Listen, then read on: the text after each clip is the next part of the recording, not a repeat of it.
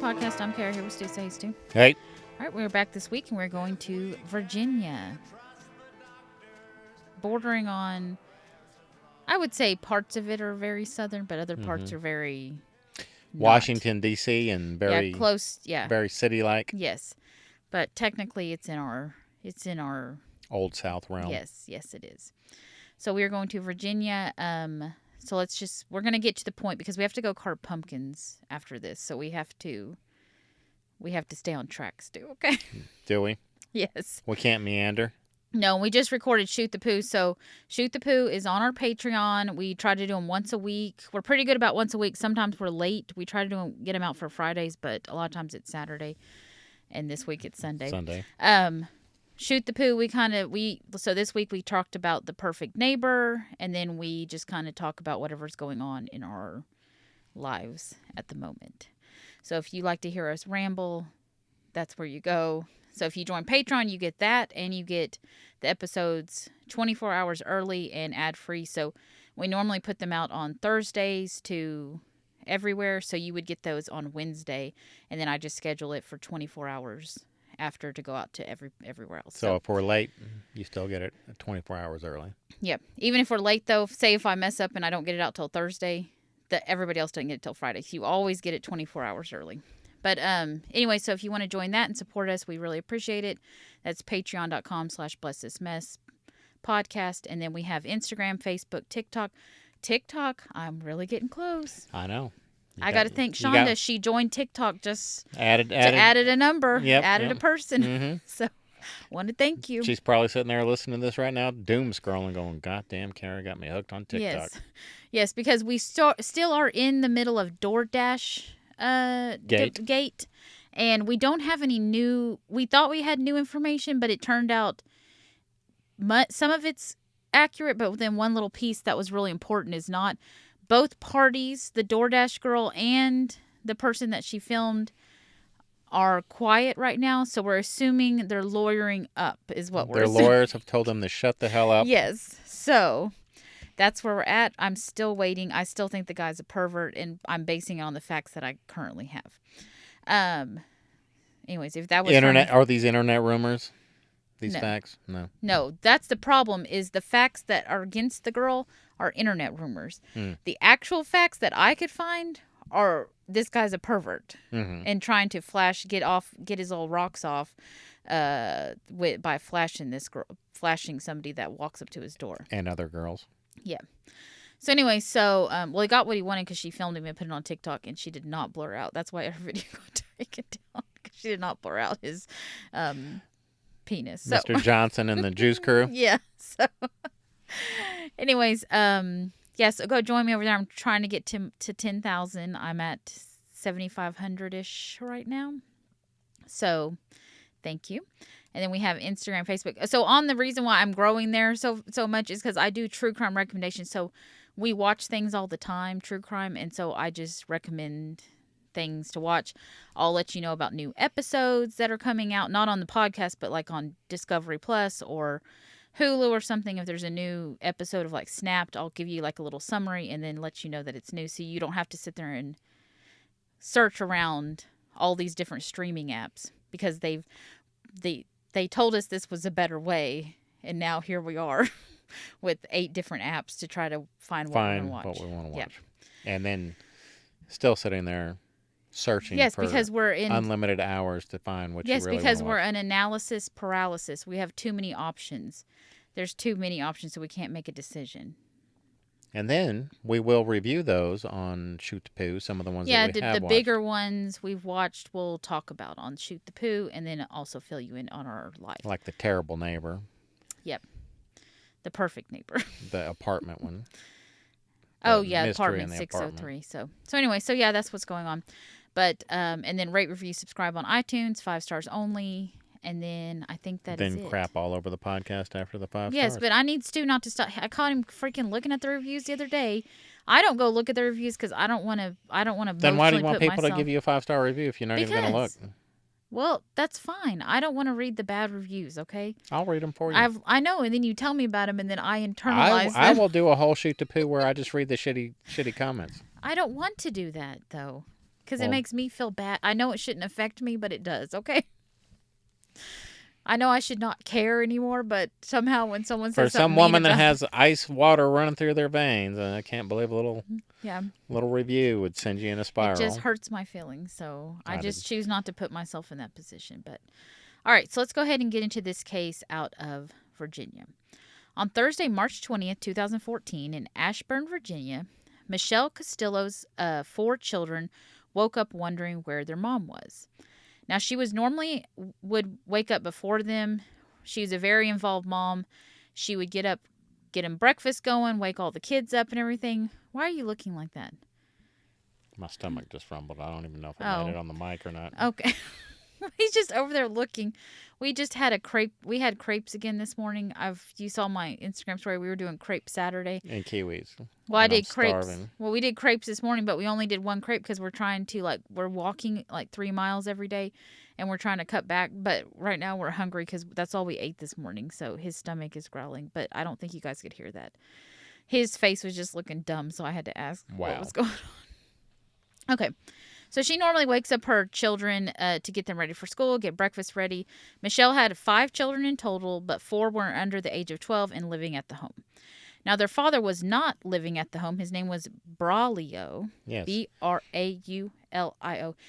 So their father, Braulio, he is not living at the home because the couple had recently separated. Now, the children start going around the house. They're looking, all the kids are like, okay, where's mom at? This is so weird. We slept in. Nobody woke us up. Mm-hmm. They're going all through the house. They go into her bedroom. They go downstairs in the kitchen, see if she's making breakfast or anything, and they couldn't find her. Well, they're starting to freak out. They're like, mom should be here. Yes. So they start getting concerned. They go back upstairs, and this is when they hear one of them's like, hey, I hear running water. And they're like, oh, okay, thank God. Mom's in the shower. So they go to try to go they knock on the door. They try to open it. Nobody's responding. It's locked. But they live in a very nice house. You can see it from the aerial. I'm like, oh my God, that's a nice house. And then they told us how big it was and everything. Yes. Anyway, so they have the main door that goes into it, but then there's a closet. Yeah, through that the has master a door. bedroom closet. Yeah, that has the door to it. Because I think that goes to the laundry room. Some of them houses, you'll see the master bedroom. You can enter it from the master bedroom and then go all the way through and then go into the laundry room. So you could just take your stuff from the closet into the... Okay, I don't know. Anyways, there was the main door and then there was the extra door that came from the closet.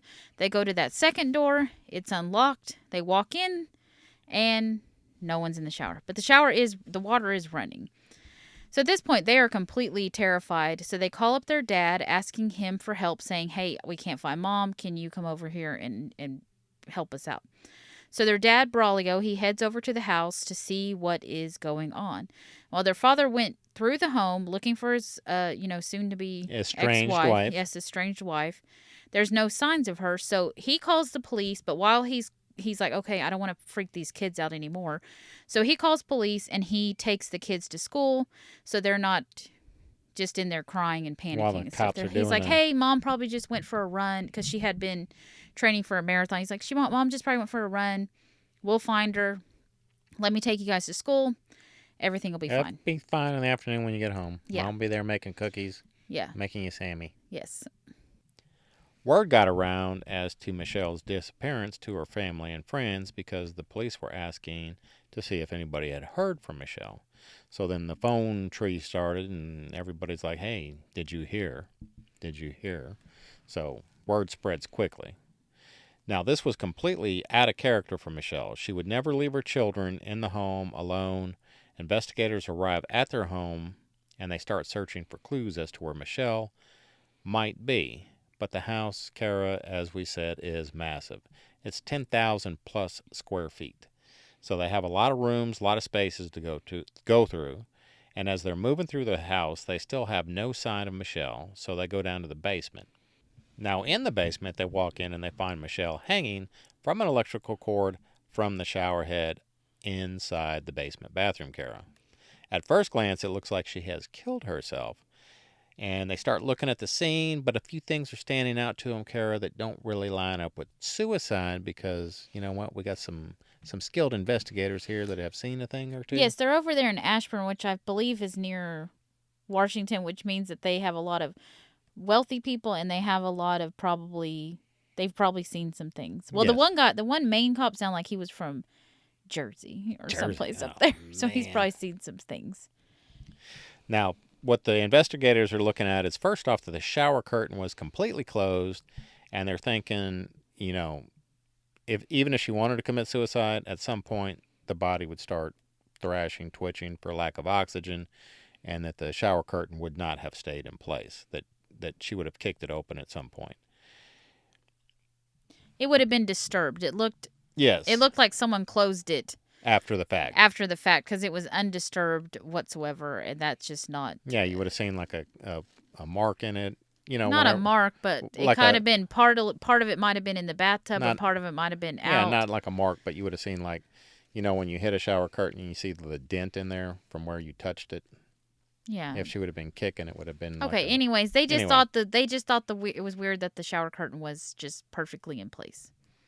Yes, and on top of that, or secondly, her hair was brushed in front of her face, and that hair was inside the noose itself, which they found to be odd. Because you wouldn't go hang yourself and put your hair in front of your face and put the Noose around noose the hair. around your hair. Your hair would be hanging back probably. If it was in front of your face, it would have flopped over that way and it would have been outside the noose, not inside. Yes.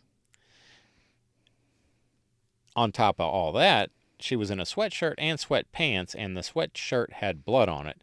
To police, this indicated that something happened to Michelle prior to her being hung there. And they also found the knot was used to tie the electrical cord that she was hanging from. They found it to be more intricate of a knot tying, like a sailing More type of a knot. skilled knot tying. Yes. Than if you were planning on doing this. I don't think unless you were an expert knot person, you wouldn't make these fancy knots. This knot would actually do the trick. Now, in addition, there were no fingerprints in the bathroom shower, indicating that someone had worn gloves and possibly wiped down the area, because there's no prints. There's not Michelle's prints. Yeah, there's no other person, no family members' prints, nothing. So investigators spoke to, because if you're going to kill yourself, you don't care if you leave fingerprints behind. No. Yeah. So investigators, unless you're trying to frame somebody, you wipe down the area. You make it look real suspicious. All right. Well, that didn't happen here. So investigators spoke to Michelle's family and friends to try to understand more about Michelle and see if they believe that they already think that she didn't kill herself, but they just want to confirm with the family and friends. Say maybe someone has spoke to her and she did seem sad, or she felt that she could do something like this. They told investigators that Michelle would not have done this because the most important thing to her were her children. She was very involved in their lives, and she would not leave them like that. She was also extremely involved in her church, and her faith would not align with her faith to commit suicide. You can burn in hell if you kill yourself. Yeah, she was Christian. She would not. That just would not have happened. She also had tons of goals and ambitions. She had just ran a marathon and had qualified for the Boston Marathon, which she was very excited to compete in that race in the future. So here she is. She has goals. She's making plans for the future. None of this is supporting a suicide by Michelle. Yeah, the theory is imploding on itself. Yeah. So police are everything that they're saying is confirming what the police believe, that Michelle, there was foul play here, that Michelle did not do this to herself. Now, the autopsy, so they sent her off to get an autopsy to see what was going on, and it came back, the manner of death was determined to be manually strangled as well as being smothered. She had scratches on her face indicating, or like marks on her face, bruising, indicated someone had held something down on her face, and then she also had the marks on her neck. So it was clear that this was no suicide. No, this was no suicide, and someone staged it. So police are now investigating a homicide, and they start retracing Michelle's step leading up to her murder. They knew that she had gone to dinner with some friends at about 6 p.m. and that she had left around 7:55 p.m. She was celebrating her qualification for the Boston Marathon. Now, the evening while she was out at dinner, Braulio, the father, did have the children. He was watching them while she was out there having dinner and whatever she was doing. Celebrating her achievements, too. Yes, so he can Celebrating watch her his children, marathon. okay? Yes, fine.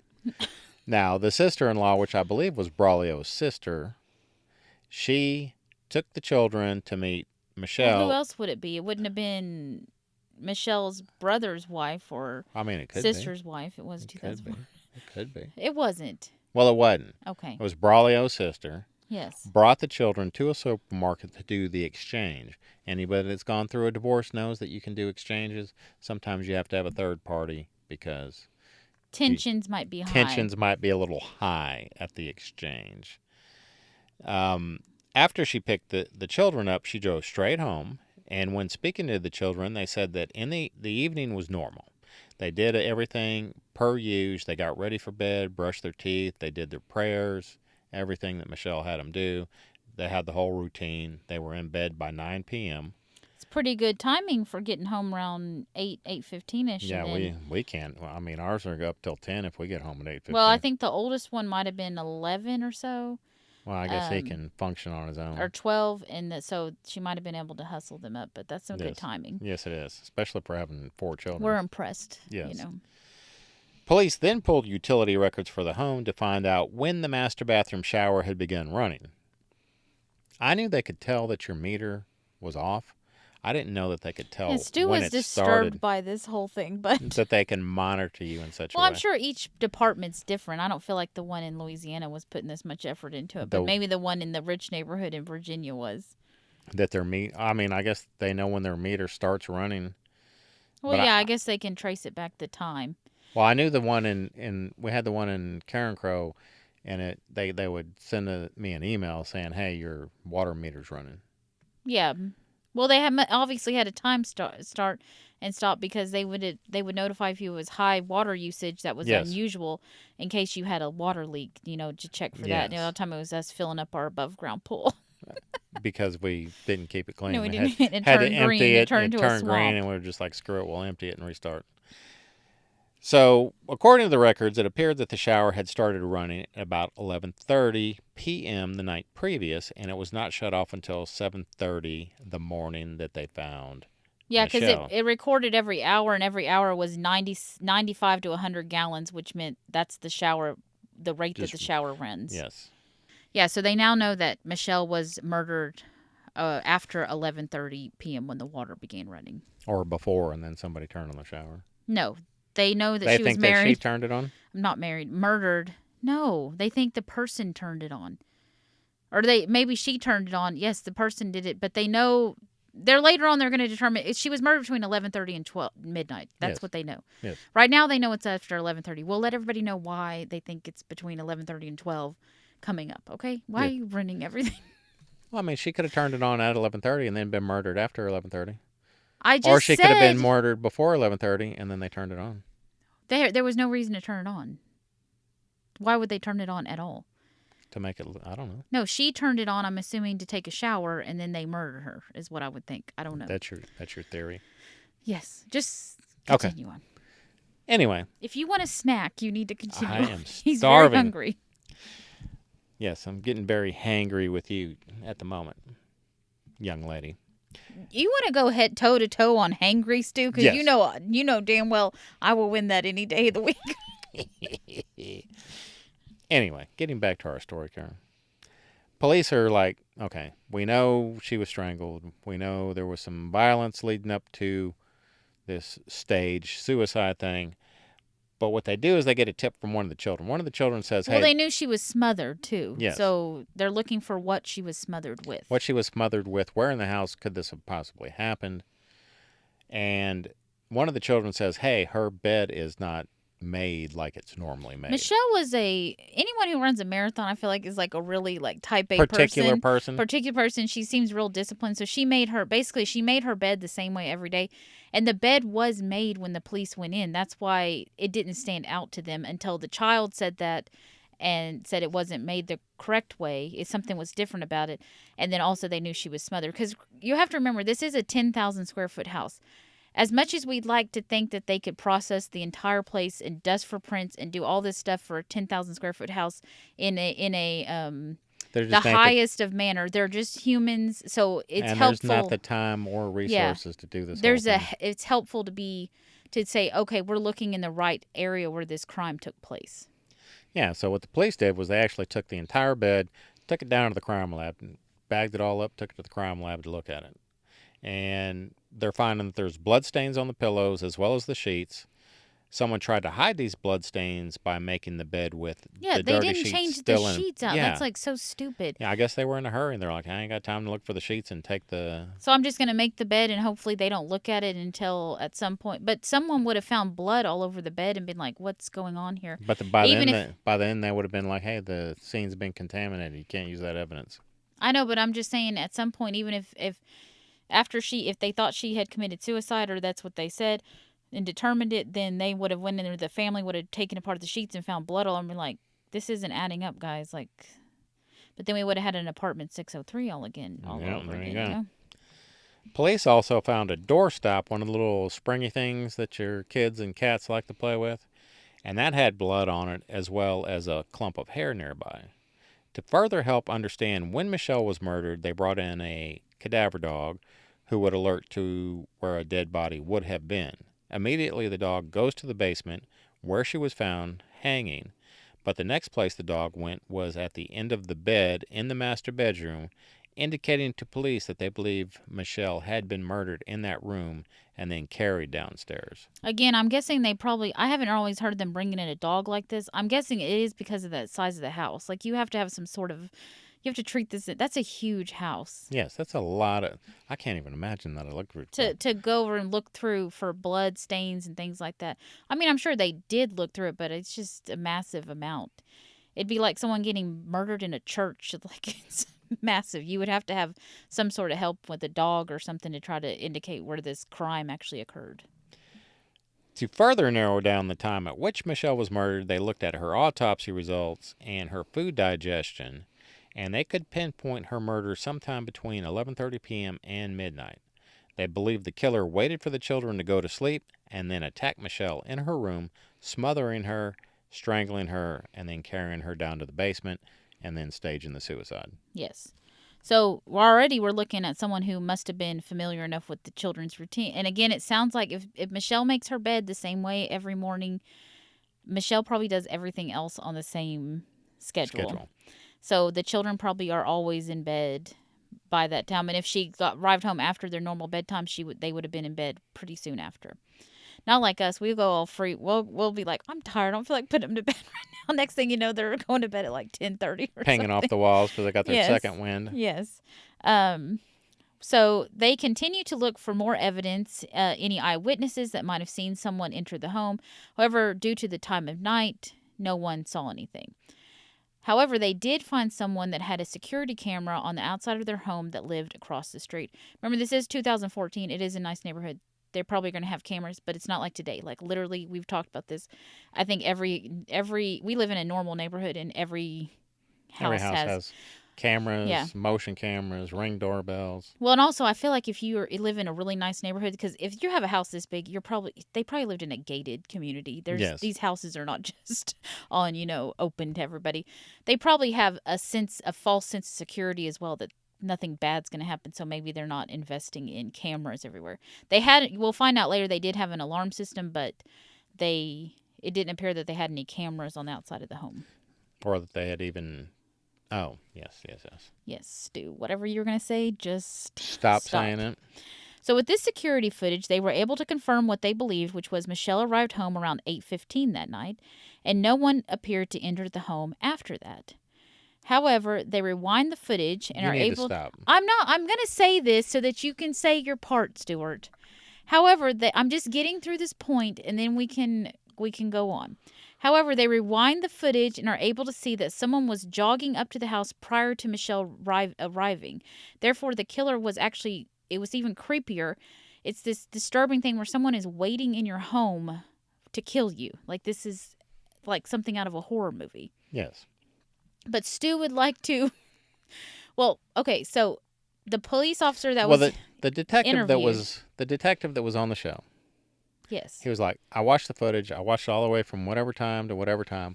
I just didn't see anything happening. He's like, it tormented me for however many days. Finally broke down. My wife saw I was being tormented. I told her what the problem was, and she was like, Maybe they went into the house before maybe she they got went into the home. house before 11:30 p.m. And then I'm starting or to think, well, how before. seasoned of an officer are you that you couldn't what you wouldn't watch the whole video to find out when Why somebody why entered the home? why wouldn't you think of? Why would your wife have to tell you this? You're a detective. Yeah, a You'd be season. He was the one a from season. Jersey or Yeah, whatever. he's a seasoned detective.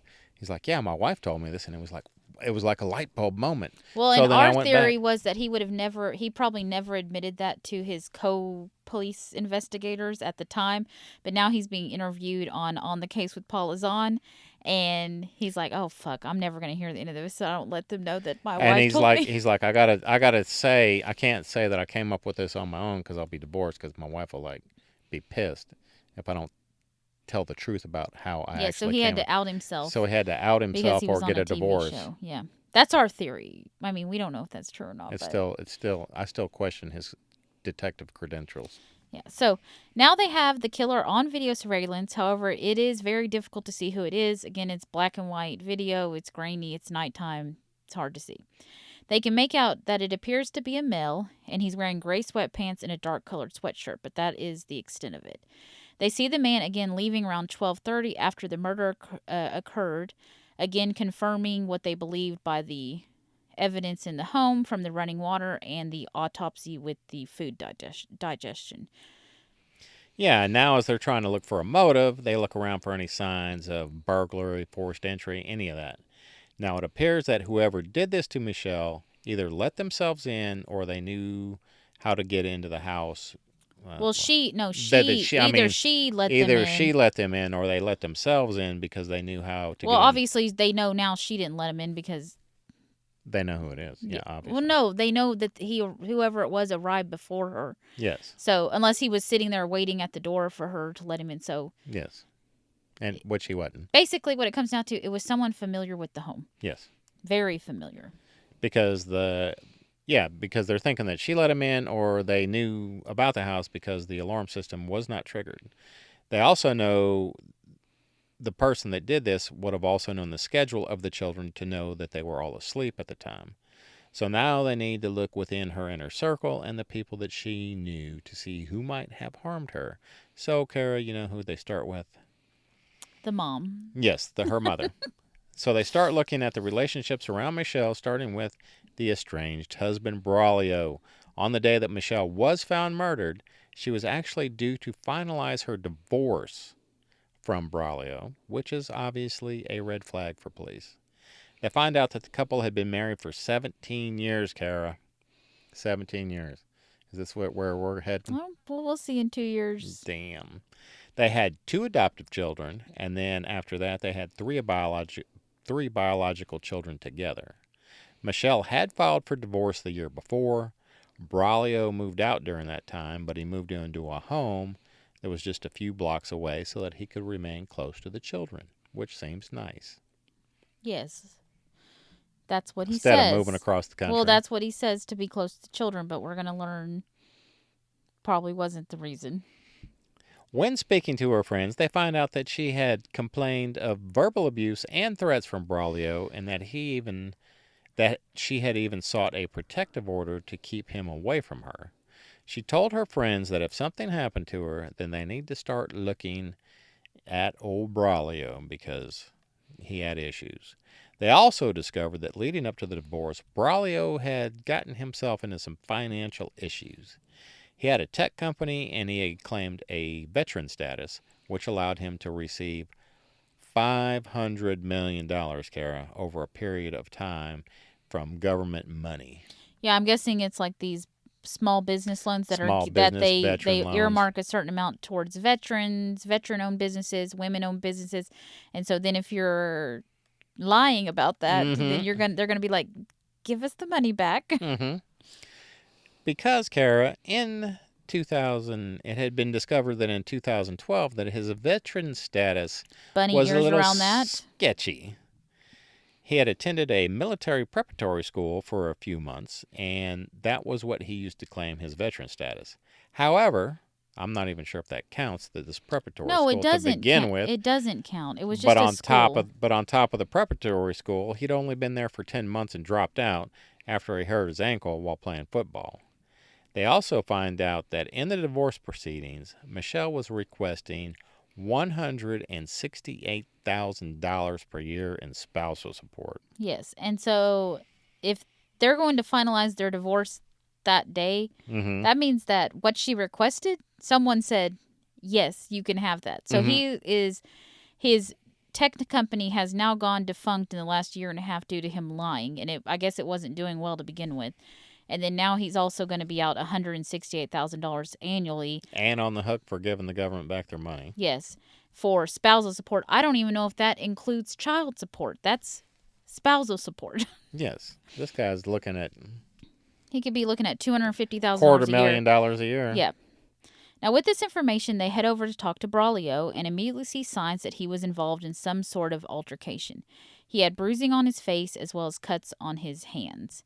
Now, when they tried to speak to him, he immediately shut down and said that his lawyer told him not to speak to them, which is not unusual. He's dealing in a wealthier tax brackets, and they ain't gonna talk. Anytime they come at you saying, "Hey, we think you did a murder," you need to be quiet and get a lawyer. I guess. Well, yeah, you need to, but I feel like in that especially they're if you used to didn't do dealing it. with lawyers. Whenever the more money you have, the probably more you're dealing with Yeah, lawyers you and got stuff. business So you lawyers have and- a contact. If you're poorer, you're not gonna just be like, you're really like, who do I even call? You know? I don't have a lawyer. Yeah, who I do would you have call? to look. I'd have to look on a billboard for a truck crash, or I don't even know who I'd look to I think for a it murder. just, if you're not used to dealing with lawyers all the time in your day-to-day life like people with lots of money do, you're not going to think immediately to contact a lawyer, but you should. If someone thinks you murdered somebody, it doesn't Yes. matter if it makes you look guilty or not, just Call a damn lawyer. get the especially if you ain't done it, or especially the if you did do it. state-appointed one or whatever.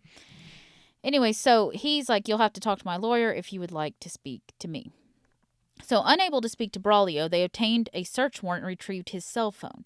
Now, on that cell phone, they found notes of him stalking Michelle, having her followed by either himself or somebody he had hired, like a private investigator, stalking her, looking at her everyday movements. Whoever that was sending him notes every day, so he had all those notes on his phone. Who she went to lunch with. Yeah. Where she was at what time. Which that's why he probably wanted to live down the street from her so he could continue to be creepy. Yes. So he did this for about a year, ever since they split up and were going through divorce proceedings. Now, it was what? Yeah, Braulio just he wasn't a person that took the divorce. He's like he's like, a controlling person. Yeah, he was a probably. controlling person, and he was like, no. And mainly also because he's going to be out all this money. That's probably he obviously was. That's what got him in trouble in the first place, was trying to get a bunch of money from the government. Mm-hmm. And under now, false pretenses. So it was clear to authorities that Braulio was involved with his soon-to-be ex-wife's murder in some way. They were able to get a DNA sample from him, and then they were able to compare it to that blood found on Michelle's clothes, as well as the pillow, and there was a match to Braulio. So there was absolutely no reason why his blood should have been there.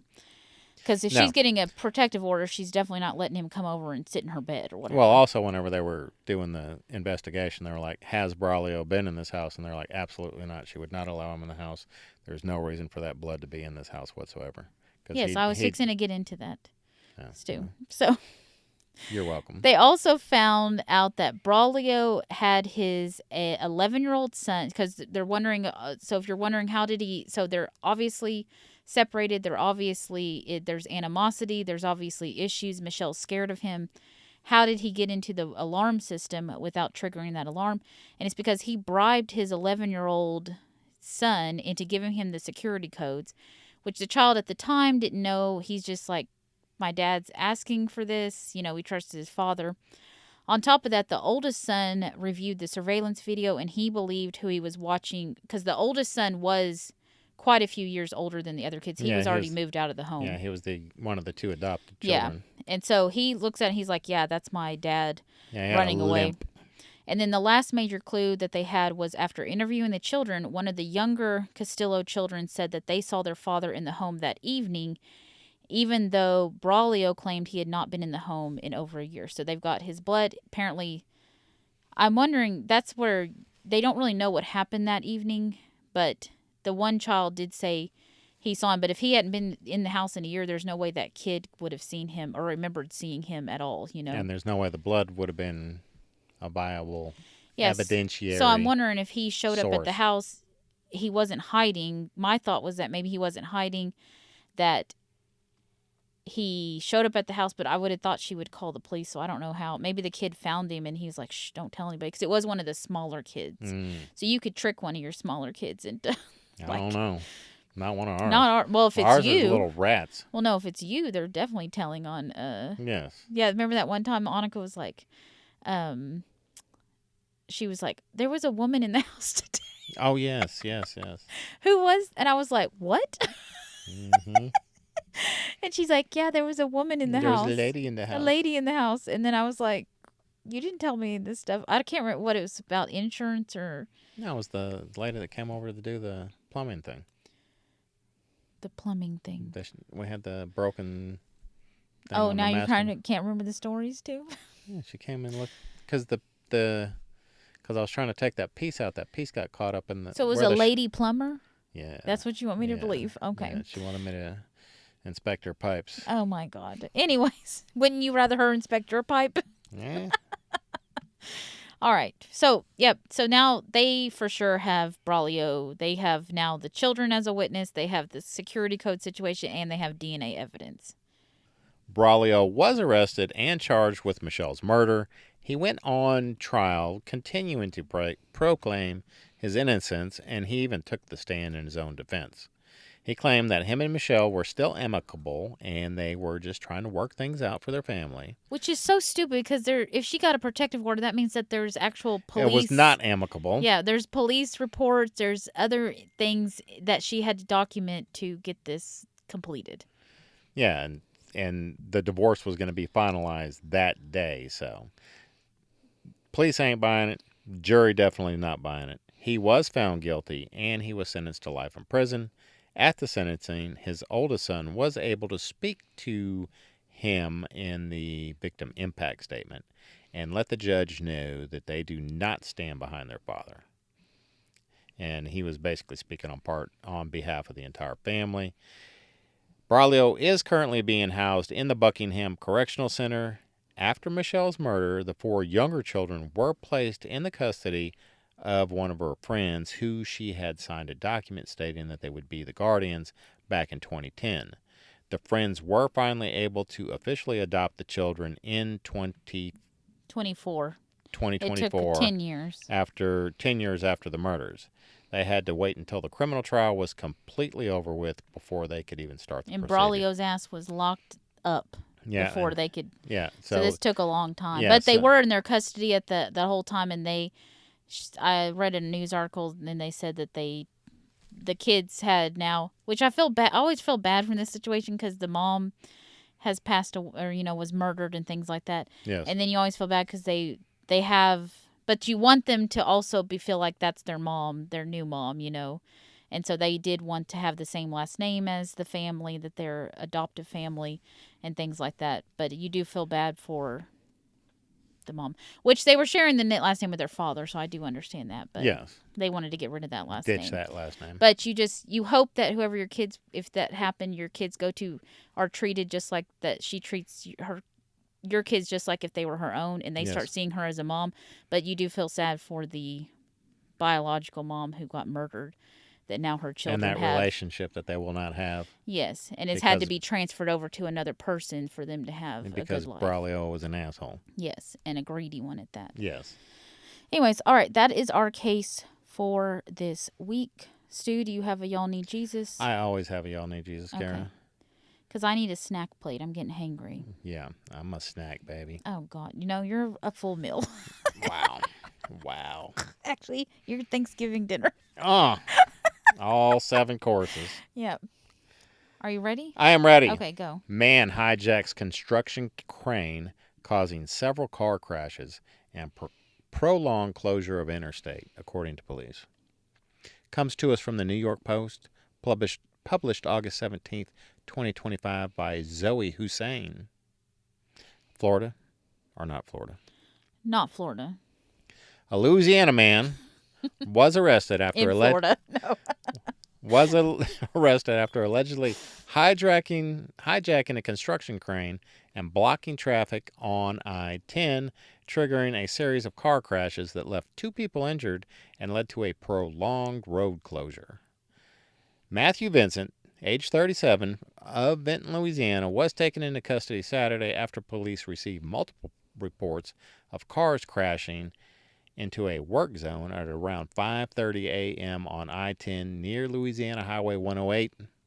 When cops arrived, they found the crane sitting in the median with its cables hanging over the westbound lanes. The cable struck a passing vehicle, which led to 3 more collisions and a wild scene, according to police. Yeah, because it's 5:30 in the morning. That's me hard. It's me dark out. Yeah, you ain't. Yeah, I mean, there's lights on the interstate, but it's me dark. Yeah, you ain't expecting this shit. No construction was underway at the time of the collision, and no known crew members were manning the crane when it caused the highway pileup. Detectives eventually discovered a Ram pickup truck key fob inside the crane and found a truck matching it in a field south of I-10 near the crash site. Vincent had driven the truck off the highway into the field before getting stuck, then fled on foot across the interstate. He must have been drunk. It sounds like it. And then he unlawfully entered the crane, authorities later determined. Once inside, he must have been really drunk then. Quite possibly, or just a drunk and a complete idiot, which are a terrible combination. Once inside the crane, Vincent allegedly moved the crane's boom arm onto the roadway, causing major damage to the piece of equipment, obstructing the roadway, and causing a prolonged closure of the interstate. 4 crashes left 2 people injured. The crane jacker, they call him a crane jacker now, was located and arrested near the scene. Authorities are now investigating whether Vincent had an accomplice for the bumbling act. LSP, that'd be Louisiana State Police there. Detectives are still investigating this incident and looking into the possibility of an accomplice. Anyone who may have been in the area prior to the incident and observed suspicious activity is urged to contact LSP. Vincent was charged with 1 count of simple burglary, aggravated obstruction of a highway, criminal mischief, and pedestrian on the interstate, and 2 counts of negligent injuring and 5 counts of hit-and-run driving. He was booked in the Calcasieu Correctional Center on Saturday morning. His bond was set at $3,500. What? I guess he's not really a danger. No, he's a danger. He's an idiot. Well, I mean, he's an idiot, but he's not going to go out and, murder somebody. Well, you don't know that. We don't know. He could be like, oh, my life is over. I might as well just go down and blaze a everybody glory. out. All right, well, that is our Y'all Need Jesus for this week. Stu, do you have anything else? I'm fading fast. I'm hungry. I'm what? starving to death. We got to go eat something. We should have had a snack before we did this. Yes. Surprised nobody heard my stomach grumbling. Yeah, so, all right. I guess that's it, and we will see you next time. Bye, everyone. Say bye, Stu. And bye, Stu. Don't you know it's bad luck to be superstitious, but nothing